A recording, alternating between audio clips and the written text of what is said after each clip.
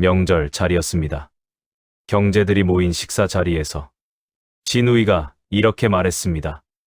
언니는 맨날 그 옷이야? 형편이 그렇게 어려워? 웃으며 던진 말이었지만 가슴에는 날카로운 것이 박혔습니다. 그날 밤 잠이 오지 않았습니다. 저 말을 왜 했을까? 내가 뭘 잘못했나? 분명 상처받은 건 나인데 돌아오는 길에 떠오른 생각은 내가 너무 예민한가 였습니다. 혹시 이런 경험 있으셨습니까? 말을 꺼내면 늘 내가 예민한 사람이 되는 관계.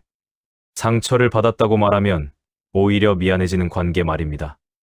그렇게 스스로를 돌아보는 사람일수록 관계에서 더 많이 참고 더 오래 버팁니다. 갈등이 생기면 먼저 자신을 의심하고 상대의 말 한마디에도 마음을 접어버립니다. 여기서 분명히 말씀드리겠습니다. 그동안 힘들었던 이유가 당신의 성격이 부족해서가 아닐 수 있습니다. 우리는 흔히 사람은 변한다고 믿습니다. 하지만 살아오며 알게 되지 않으셨습니까? 변하는 사람도 있지만 끝까지 변하지 않는 사람도 분명히 존재한다는 사실을. 중요한 점이 있습니다. 그들은 악해서가 아니라 처음부터 세상을 바라보는 기준이 조금 비틀려 있는 경우가 많습니다.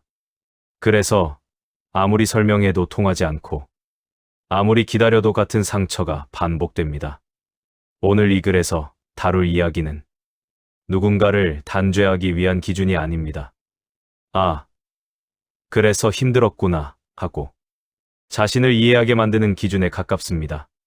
이 기준을 알게 되면 앞으로의 인간관계에서 괜히 자신을 깎아내리며 버티지 않아도 되고 불필요한 죄책감에서 조금은 자유로워질 수 있습니다.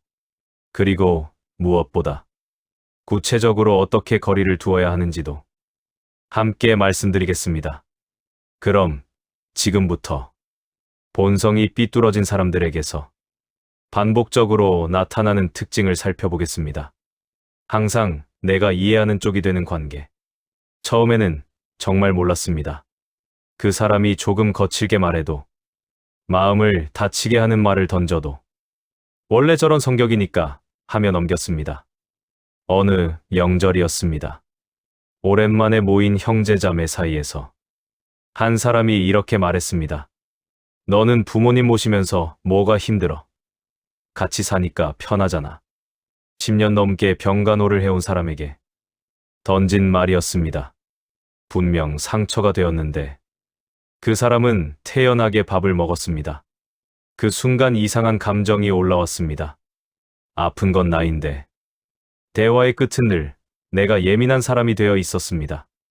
왜 나는 항상 이해하는 쪽일까? 이 질문은 아주 중요합니다. 본성이 삐뚤어진 사람과의 관계에서는 이 질문이 반복해서 떠오르기 때문입니다. 처음엔 우연처럼 보입니다. 하지만 시간이 지나면 하나의 패턴이 됩니다. 문제가 생기면 설명은 늘 그럴듯하고 사과는 하지만 책임은 남지 않습니다.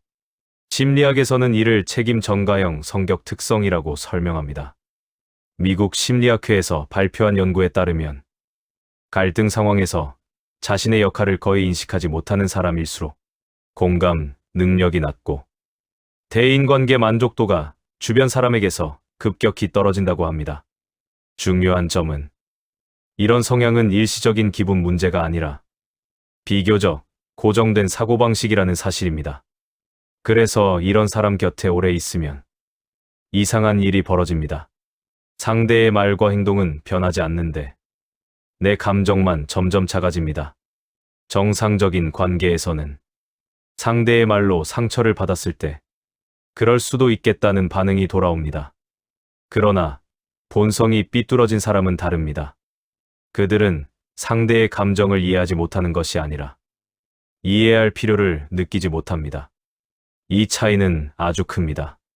실수하는 사람은 미안해하고 조심하지만 본성이 삐뚤어진 사람은 그게 왜 문제냐는 지점에 머뭅니다. 상처가 반복되는 관계에서 문제를 느끼는 당신의 감각은 틀린 것이 아니라 늦게까지 버텨온 증거입니다.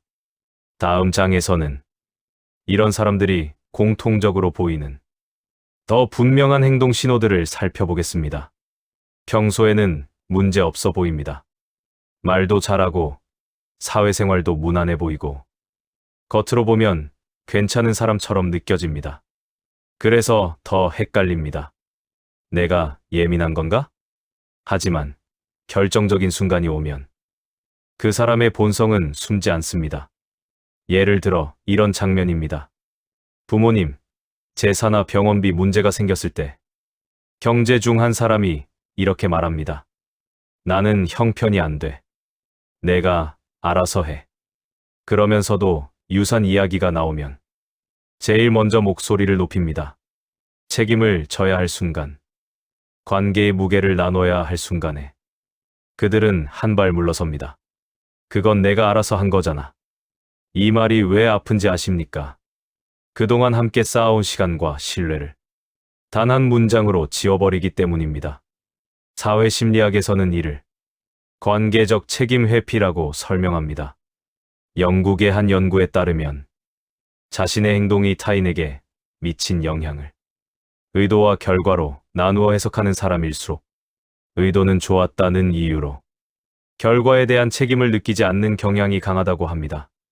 그래서 이런 사람과의 관계는 늘 비슷한 결말로 흐릅니다. 문제가 생기고 당신이 마음을 다쳐도 대화의 끝은 이런 말로 정리됩니다. 그렇게까지 생각할 일은 아니잖아. 이 말은 조용하지만 상대의 감정을 부정하는 강한 신호입니다. 여기서 중요한 질문이 하나 있습니다. 왜 이런 관계에서 항상 상처받는 쪽은 말이 줄어들고 상처를 주는 쪽은 더 당당해질까요? 그 이유는 간단합니다. 본성이 삐뚤어진 사람은 관계를 감정의 교류가 아니라 힘의 균형으로 보기 때문입니다. 누가 더 참는지, 누가 더 맞춰주는지를 무의식적으로 계산합니다. 결정적인 순간마다 당신을 혼자 남겨두는 사람이라면 그 사람의 평소 친절은 관계의 본질을 가려주는 포장일 수 있습니다. 사과는 하지만 행동은 바뀌지 않는 사람. 이런 경험도 익숙하실 겁니다. 분명히 사과는 받았습니다. 고개를 숙였고 미안하다고 말했습니다. 그래. 사람은 실수할 수 있지. 이제는 달라지겠지. 그래서 또 한 번 믿어보게 됩니다. 그런데 시간이 지나면 놀랍도록 똑같은 일이 반복됩니다. 같은 말, 같은 태도, 같은 상처. 도대체 저 사과는 뭐였을까? 본성이 삐뚤어진 사람의 사과에는 중요한 공통점이 하나 있습니다. 사과의 목적이 관계를 회복하는 데 있지 않고 불편한 상황을 빨리 끝내는 데 있다는 점입니다. 동창 모임에서 있었던 일입니다. 한 친구가 늘 다른 사람 흉을 보며 분위기를 망쳤습니다. 지적을 하자 그는 이렇게 말했습니다. 내가 말이 좀 직설적이잖아. 악의는 없어. 그리고는 아무 일 없다는 듯 대화를 이어갔습니다.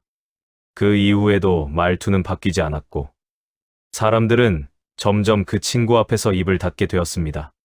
심리학에서는 이를 도구적 사과라고 부릅니다. 미국의 한 연구에 따르면 사과를 자주 하지만 행동 수정이 없는 사람들은 공감 능력보다 자기 방어 성향이 현저히 높았습니다. 이들에게 사과는 잘못을 인정하는 행위가 아니라 갈등을 잠재우는 기술에 가깝습니다. 그래서 이런 사람의 사과에는 항상 빠져 있는 것이 하나 있습니다. 바로 다음 행동에 대한 약속입니다.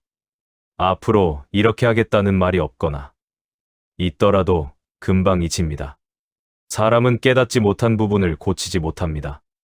그리고 본성이 삐뚤어진 사람은 자신의 행동이 왜 문제인지 끝내 이해하지 못하는 경우가 많습니다. 그래서 변화가 없습니다. 의지가 없어서가 아니라 문제라고 느끼지 않기 때문입니다. 왜 하필 착한 사람 곁에 머무는가? 가만히 돌아보면 묘한 공통점이 있습니다. 본성이 삐뚤어진 사람은 아무에게나 그렇게 행동하지 않습니다. 만만한 사람을 고르듯 유독 잘 참는 사람, 책임을 떠안는 사람 곁에 머뭅니다. 왜 하필 나였을까? 다른 사람 앞에서는 멀쩡하던데. 왜 나한테만 이럴까? 이 질문에는 분명한 이유가 있습니다. 종교 모임에서 있었던 일입니다. 늘 꾸준히 일을 떠넘기는 사람이 있었습니다. 청소, 준비, 뒷정리까지. 조용히 한 사람에게 다가와 말했습니다. 언니가 해주면 안 될까? 언니가 제일 잘하잖아. 그 대상은 늘 같았습니다. 성실하고 거절을 어려워하며 공동체를 먼저 생각하는 사람이었습니다. 심리학에서는 이런 현상을 책임전이 선택성이라고 설명합니다. 캐나다에서 진행된 대인관계 연구에 따르면 자기중심적인 성향이 강한 사람일수록 거절을 잘 못하는 사람을 무의식적으로 선별해 관계를 유지하려는 경향이 높았습니다. 이 과정은 아주 서서히 진행됩니다. 처음에는 작은 부탁입니다. 이번만 좀 도와줘. 다음에는 당연한 요청이 됩니다. 언니가 하는 게 더 낫잖아. 그리고 어느 순간 거절하면 이상한 사람이 됩니다. 여기서 중요한 사실이 있습니다. 본성이 삐뚤어진 사람은 당신의 친절을 고마워하지 않습니다. 그들은 그것을 관계의 규칙으로 받아들입니다. 그래서 친절이 멈추는 순간 불만이 생기고 당신을 탓하기 시작합니다. 당신이 선택받은 이유는 약해서가 아니라 책임감 있고 마음이 깊기 때문입니다. 그동안 당신이 해온 배려는 헛된 것이 아니었습니다. 다만 배려를 소비하는 사람과 나누는 사람을 구분하지 못했을 뿐입니다. 거리를 두려워할 때 밀려오는 죄책감. 이상한 순간은 바로 여기서 옵니다. 이제는 알 것 같고 더는 버티기 힘들어서 조심스럽게 거리를 두려는 순간 말입니다. 그런데 마음이 편해지기는커녕 오히려 더 괴로워집니다. 내가 너무 냉정한 건 아닐까?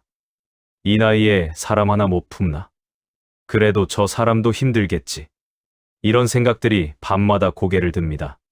상처받았던 기억보다 죄책감이 먼저 떠오르는 자신을 보며 또다시 혼란스러워집니다. 실제 많은 분들이 이 지점에서 멈춥니다.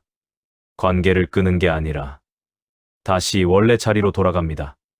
왜 이런 일이 생길까요? 심리학에서는 이를 관계 조건화된 죄책감이라고 설명합니다. 오랫동안 한쪽이 참는 구조 안에 있으면 그 역할이 정체성처럼 굳어집니다. 참지 않으면 나쁜 사람이 되는 느낌, 양보하지 않으면 이기적인 사람이 되는 감각이 마음속에 깊이 새겨지는 것입니다. 미국의 한 대인관계 연구에서는 책임감이 높은 사람일수록 관계를 정리할 때 우울감과 죄책감을 더 강하게 느낀다고 보고했습니다. 아이러니하게도 가장 성숙한 사람들이 가장 오래 자신을 의심합니다. 여기에 본성이 삐뚤어진 사람의 반응이 더해지면 마음은 더 흔들립니다. 갑자기 연락이 잦아지거나 내가 요즘 변했다는 말을 던지거나 때로는 상처받은 척을 합니다. 하지만 꼭 짚고 넘어가야 할 점이 있습니다. 그 불편한 감정은 당신이 잘못해서 생긴 것이 아닙니다. 오래 참고 살아온 사람이 처음으로 자기 편을 들 때 나타나는 통증에 가깝습니다. 이렇게 물어보셔도 좋습니다. 이 죄책감이 정말 상대를 위하는 마음인가? 아니면 오랫동안 길들여진 습관인가? 이 질문을 반복하다 보면 마음이 조금씩 제자리를 찾기 시작합니다. 당신은 누군가를 버린 것이 아닙니다. 당신은 스스로를 회수하고 있는 중입니다. 실제로 거리를 두는 방법, 여기까지 읽으셨다면 이런 생각이 드셨을 겁니다. 그래서 어떻게 해야 하는 거지? 무작정 연락을 끊으라는 말은 하지 않겠습니다. 가족이거나 오랜 지인이라면 완전히 끊기 어려운 경우도 많습니다. 대신 마음을 지키면서 자연스럽게 거리를 두는 방법을 알려드리겠습니다. 첫째, 거절할 때 쓸 수 있는 말을 준비해 두십시오. 즉석에서 거절하면 말이 꼬이고 괜히 미안해집니다. 미리 몇 가지 문장을 정해두면 훨씬 수월합니다. 생각해 볼게요. 요즘 몸이 안 좋아서 어려울 것 같아요. 그건 제가 해드리기 힘들 것 같아요. 길게 설명하지 않아도 됩니다. 이유를 대면 대화가 길어지고 상대는 그 이유를 반박하려 듭니다. 짧게 말하고 화제를 바꾸는 것이 좋습니다. 둘째, 상처받는 말이 나오면 대화를 끊으십시오. 그 자리에서 따지거나 감정을 표현하면 오히려 내가 예민하다는 반응이 돌아옵니다. 대신 이렇게 해보십시오. 그래요. 라고 짧게 대답하고 자리를 뜬다. 화장실에 간다거나 전화가 왔다며 잠시 나간다. 이후 그 이야기를 다시 꺼내지 않는다. 반응을 주지 않으면 상대는 점점 재미를 잃습니다. 셋째, 모임에서 마주칠 때는 인사만 하고 거리를 유지하십시오. 완전히 피하면 오히려 어색해지고 주변에서 이상하게 볼 수 있습니다. 가볍게 인사하되 옆자리에 앉지 않는다. 둘만의 대화 상황을 만들지 않는다. 이야기가 길어지면 저쪽에 인사드릴 분이 있어서라며 빠진다. 정면 충돌 없이 자연스럽게 거리를 둘 수 있습니다. 넷째, 연락 빈도를 서서히 줄이십시오. 갑자기 연락을 끊으면 상대가 이상하게 느끼고 더 집요해질 수 있습니다. 답장을 바로 하지 않고 몇 시간 뒤에 한다. 요즘 좀 바빠서라는 말을 자주 쓴다. 먼저 연락하지 않는다. 시간이 지나면 상대도 자연스럽게 멀어집니다. 다섯째, 혼자 결정하기 어려우면 믿을 수 있는 사람과 이야기하십시오. 오래 참아온 사람일수록 자기 판단을 의심합니다. 내가 너무 심한 건 아닐까? 그럴 때 배우자, 자녀, 오래된 친구처럼 나를 잘 아는 사람에게 상황을 말해보십시오. 그 사람이 원래 그래 같은 반응이 아니라 그건 내가 힘들만해라는 반응이 돌아온다면 당신의 감각이 틀리지 않았다는 뜻입니다. 앞으로 어떤 사람을 곁에 둘 것인가? 여기까지 오셨다면 이미 마음속에는 어떤 얼굴들이 떠올랐을지도 모릅니다. 그럼 앞으로는 어떻게 살아야 할까? 사람을 믿지 말라는 뜻일까? 아닙니다. 이 장의 목적은 경계가 아니라 방향입니다. 나이가 들수록 인간관계는 늘리는 문제가 아니라 정제하는 문제가 됩니다. 이제부터는 이런 질문을 스스로에게 던져보셔도 좋겠습니다. 이 사람과 함께 있고 나면 나는 나 자신을 더 존중하게 되는가? 이 질문에 자주 아니오가 나온다면 그 관계는 이미 많은 신호를 보내고 있는 것입니다.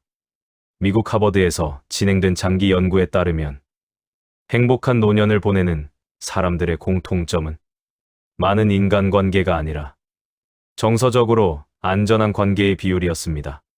그들은 함께 있어도 긴장하지 않았고 침묵이 불편하지 않았으며 자기 모습을 숨기지 않아도 되는 사람들과 시간을 보냈습니다. 앞으로의 관계에서는 이런 기준을 조용히 세워보셔도 괜찮습니다.